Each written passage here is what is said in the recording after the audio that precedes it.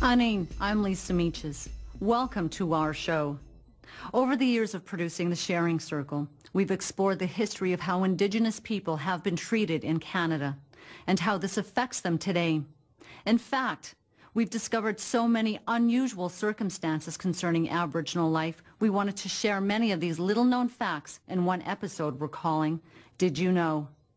And as you'll see in this documentary, when it comes to the state of Aboriginal affairs in this country, many Canadians are still in the dark.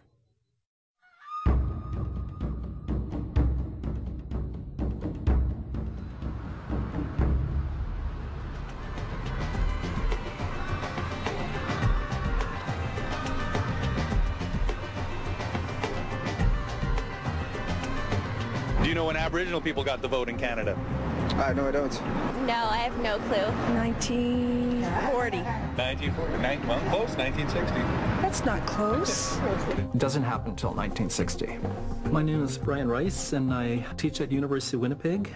Before 1960, an Aboriginal person could vote, but only if they gave up their status as a registered Indian. Under Diefenbaker's government, it's finally decided for the first time that Aboriginal people can remain, or Indians can remain as Indians, and at the same time get the federal vote. 1968 in some provinces, I believe. But did you know Aboriginal people actually won the right to vote 75 years earlier? In 1885, Aboriginal people in the East were given the franchise, the right to vote. But it was repealed because of the outcry by the general population who said, why should we have to support these people, so on and so forth, and at the same time allow them to have the rights of citizens.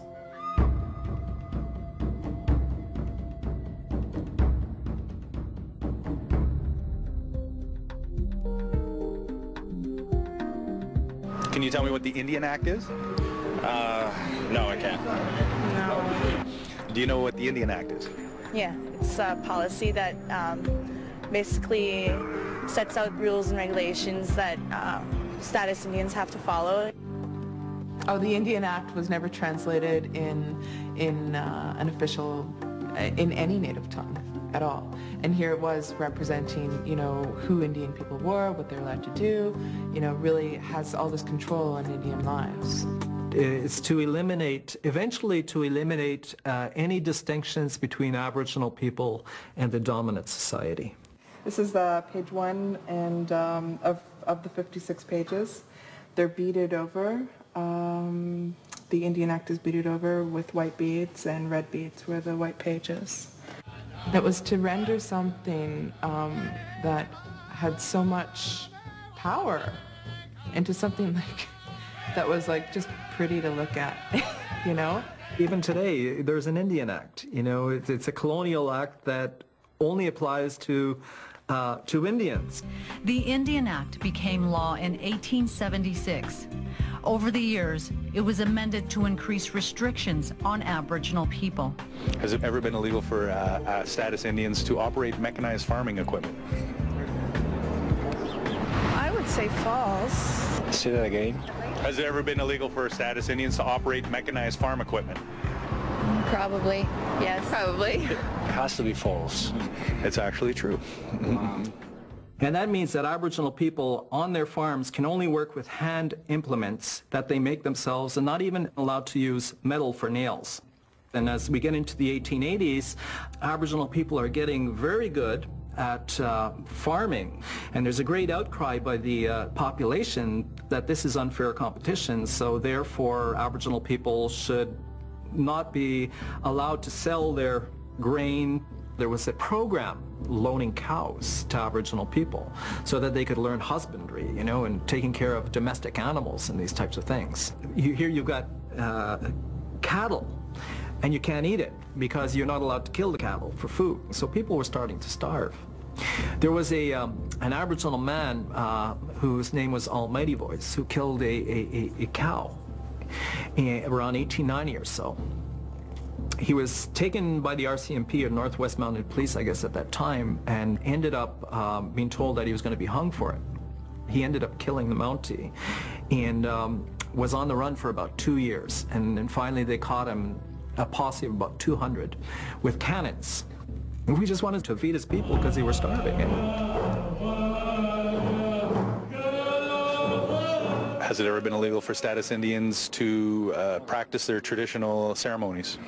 False. False? That's actually true. Wow. Yeah. False. That's actually true. Oh, really? Yeah. Potlatches are a celebration of culture, tradition, and history. Children are involved right from the start. Even though they may not fully understand the specifics about potlatch, they're here to gain the spirit, and in that spirit they gain the strength of identifying who they are.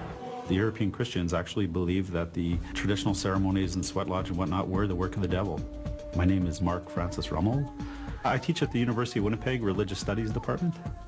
You know, the traditional ceremonies, Sundance, Sweat Lodge, Vision Quest, Shake Tent, the feasting, the giveaway, the potlatches, all the traditional ceremonies were actually outlawed in Canada. It was against the law. It was against the law to be singing, to be drumming, to be dancing, to have a giveaway. It's totally bizarre. The laws pertaining to the prohibition against the potlatch actually starts about 1884. In the potlatch, all sorts of goods are given away, where an individual would almost sort of give away their whole wealth. It's so central to the existence of the whole culture, essentially. By about 1894 or so, then you have prohibitions against traditional dancing and sun dancing and all these types of things. And the idea, of course, is that as long as Aboriginal people are tied to these things, they will never be able to integrate. They'll never be part of the civilized process. Like, people were charged for this. That's totally bizarre. How can you charge somebody for singing, for dancing? It's really weird, but it's all part of the colonial enterprise. You say you have to, if you're trying to take over, the land and the resources, you have to, eradicate the traditional ways. It was the Indian agent living on each reserve who enforced the rules. Aboriginal people even needed a pass signed by the agent before they could leave their community. Do you know what an Indian agent is? I have no clue what that is. He was the one that made sure that the Indian Act was enforced. So they are becoming the law unto themselves, little almost dictatorships. Has it ever been illegal for status Indians to possess alcohol? False. Carrying, selling, any offenses concerning liquor, you weren't supposed to be around liquor at all, eh?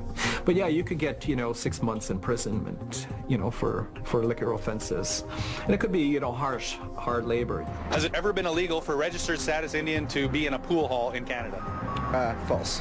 That's actually true. It's true. Yeah. Even being in a pool hall where there's no liquor, that could be a 6-month offense, eh? First Nations veterans are proud of their wartime contributions. But when they returned to Canada, they were faced with mixed emotions. Even vets, coming back from the war can't go out to the Legion halls. First Nations veterans were supposed to receive the same benefits as any other servicemen or women. The problems occurred when First Nations veterans were told to return to their reserves and see their Indian agents about their benefits. Veterans Affairs spread news about the charter through posters in Legion halls. But the Liquor Prohibitions Act prevented First Nations veterans from entering legions. So they had no way to find out what their rights were. Did Aboriginal veterans get the same benefits as other veterans after World War II? No, actually, I don't think so, because my relative was Sergeant Tommy Prince, and he wasn't recognized when he got back from the war and that, and yeah, it was not good. He just went on the streets and he didn't get the same treatment. Next on the Sharing Circle, a few other things you might not know. Even among bands and band counselors and chiefs, if they want to set up a business, they have to apply and get permission from the federal government. At most traditional ceremonies, one can see the key ingredient of Aboriginal society: equality between men and women. When you live a subsistence lifestyle, you need cooperation, equal cooperation between men and women.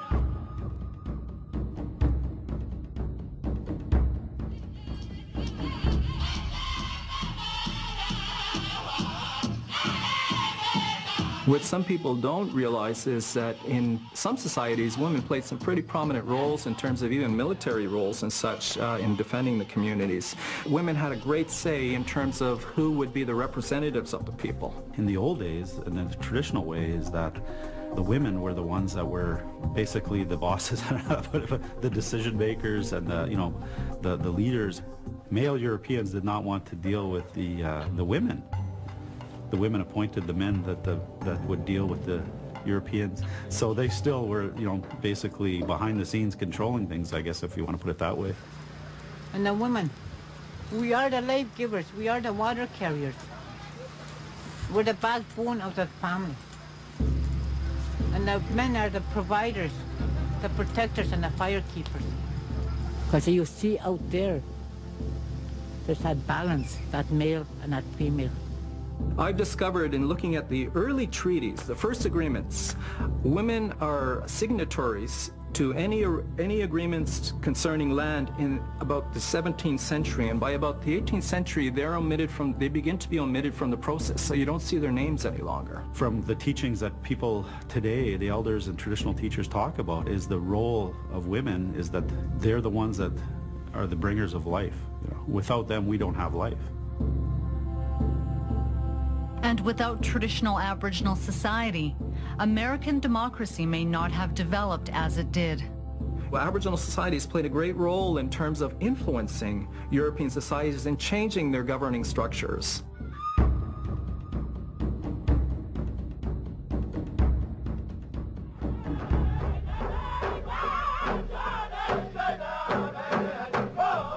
The Iroquois Confederacy, for instance, were very influential and were called in 1753 to the Albany Conference so that Benjamin Franklin could understand the process of governance that the Six Nations had. In 1988, the U.S. Congress passed a resolution basically stating that the Iroquois Confederacy was very influential in them creating a democratic charter and a constitution. While Aboriginal governments helped shape American democracy, in Canada, those traditional governing structures were outlawed. There was also a change that would start to occur about 1869 in terms of absolving the traditional forms of government in favor of the electoral type of band council system that we know today exists. And by 1924, the RCMP goes into Six Nations and then deposes the last traditional governance. Can you name one thing that could help the Aboriginal people right now? Reduced corruption amongst reserve leaders and a better internal government.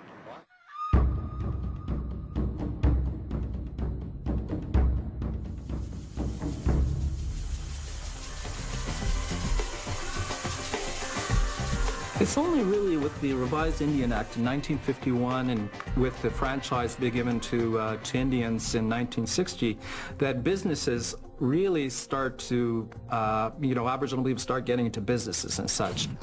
Ainsley is a perfect example of the fastest growing trend in Aboriginal business in Canada.